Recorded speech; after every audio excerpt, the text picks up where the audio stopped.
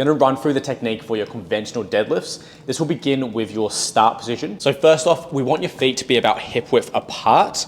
If you're a bigger lifter, you might find it more comfortable to actually take your feet a little bit wider. This is just gonna give you a bit more room when you're down the bottom just to get into that position. The hands should be placed just outside of the legs. This is gonna be about shoulder width apart for most of you. As long as you don't go too narrow to where your legs are getting in the way of the arms. You wanna be starting with that bar roughly over your shoelaces. We don't want it too close to then where, as you come down, that bar is getting pushed forwards out of position, but then also not too far away to where then you get pulled out of position as you start to lift. And if you're looking at it from the side, the movement of the bar should be pretty much straight up and down. Now, super important is gonna be your hip position and hip height.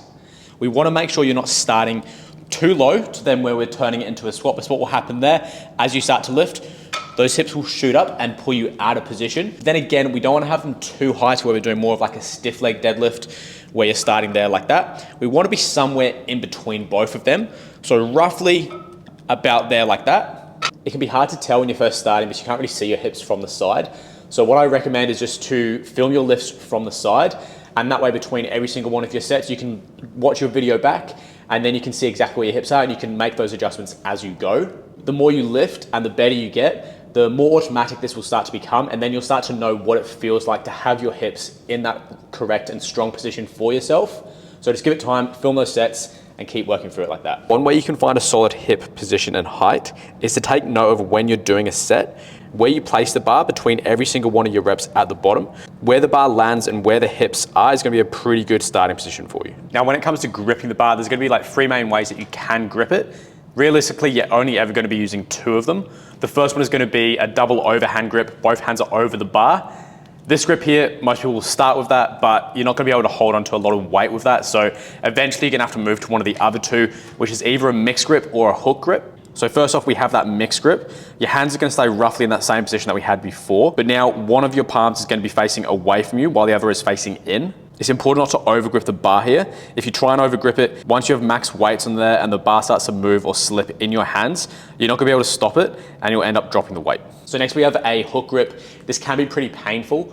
So the only times I'm really gonna recommend is if someone's like, but they want to do it, or if you start to notice you're doing your mixed grip and that bar starts to windmill and that starts to throw you off and prevent you from getting stronger on your deadlifts. So you wanna grab the bar same sort of distance apart as what you had before, but what you're gonna do now, you're gonna wrap one thumb round, and then you're gonna wrap 2 to 3 fingers round, resting on your thumbnail and the end of your thumb there, basically squashing your thumb between your fingers and the bar, and that's gonna be your grip. And like I said before, if you start to over grip it, that can lead to you then dropping the bar. Now, bracing for your deadlifts is gonna be very similar bracing technique to your squats. We wanna make sure that you're not overextending or arching too much. And when you do set your brace and you start to go through your breathing, you can either do that at the top of your deadlifts or you can do it at the bottom.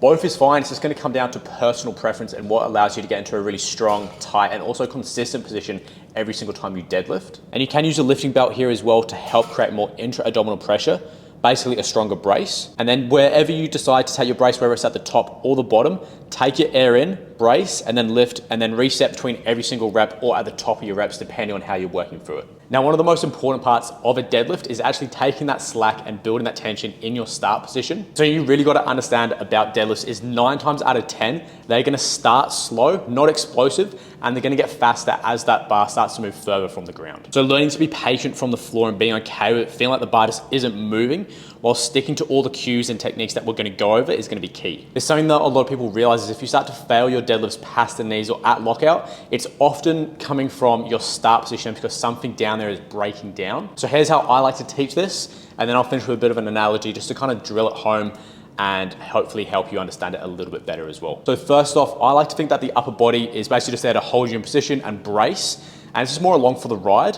whereas the legs are actually the ones that are moving that weight from A to B. So the way I like to go about this is I get into my start position, and then from there, I like to think that there is a string attached just below my neck or in my upper back, and that is actually pulling me up to the ceiling. That's gonna take the slack out of my arms and that bar as well. And then as you're doing that, you wanna slowly think about pushing into the floor, and you'll feel that it gets to a certain point where you take all that slack through your arms and the bar, you build all that tension, and then you can't take any more. And that's where we stand up and push that floor away and initiate that full rep there. It's important as you do this though, that we don't try and pull the shoulder blades back too much. Because what will happen there is you'll try to do that, but then as those weights creep up, you'll get here, you'll try pull it all back, you'll try keep the back really straight, and then that will pull you out of position, that will throw you off as you start to deadlift more. And this may look like your upper back is slightly rounded. That's gonna be fine and nothing really to worry about. So like I said in the beginning, deadlifts, they should start slower and then they'll get faster as you go. Another way I love to think about this, and just helps people understand building that tension, taking the slack, and that start position of a deadlift, is towing a car. If you're towing a car, you're not just gonna attach the chain or whatever you're towing it with and then floor it, because that's just gonna rip up the chain, and the thing that you're towing the car with, it's gonna damage the car a bit as well. And it's not gonna get very far. What we actually wanna do is slowly put your foot down on the accelerator, take the slack out of the chain. That's gonna slowly start to move that car, and over time, you're gonna be able to pick up speed. Deadlifting is exactly the same. You gotta take the slack, build the tension, and then accelerate, and that's when that bar will start to move. A few extra things just to run over is make sure you don't drop the bar when you're at the top, especially if you're looking at competing in powerlifting. You've got to show that you are in control of that weight.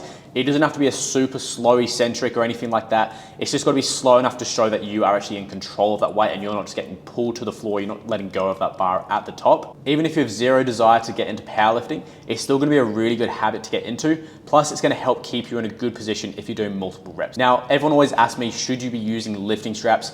If you're competing in powerlifting, you're not going to be allowed to use them on the day, but that still doesn't mean you shouldn't be using them. I like to use them in my off seasons when I'm not competing, just to give my hands a bit of a break. But if I am getting closer to competition, if I'm doing anything less than 3 or 4 reps, then I won't use them. If it's anything more than that, then I will chuck them on as well.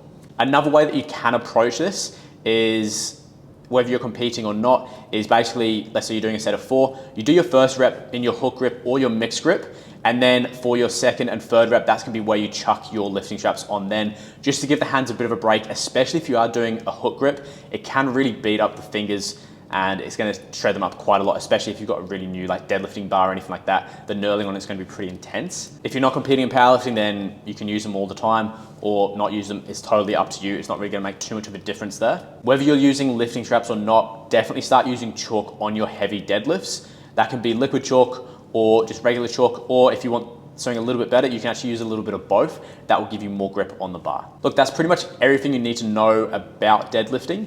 If you do have any questions about what I've gone through today in regards to the deadlifting technique or your specific deadlift technique for you, because it can be very individual, then shoot me a message over on Instagram. I've linked that down in the caption below. Or if you are looking for a coach or to get a program set up, then same thing, message me over there and we can either chat about coaching or your technique, or just general questions that you have about training and nutrition in general.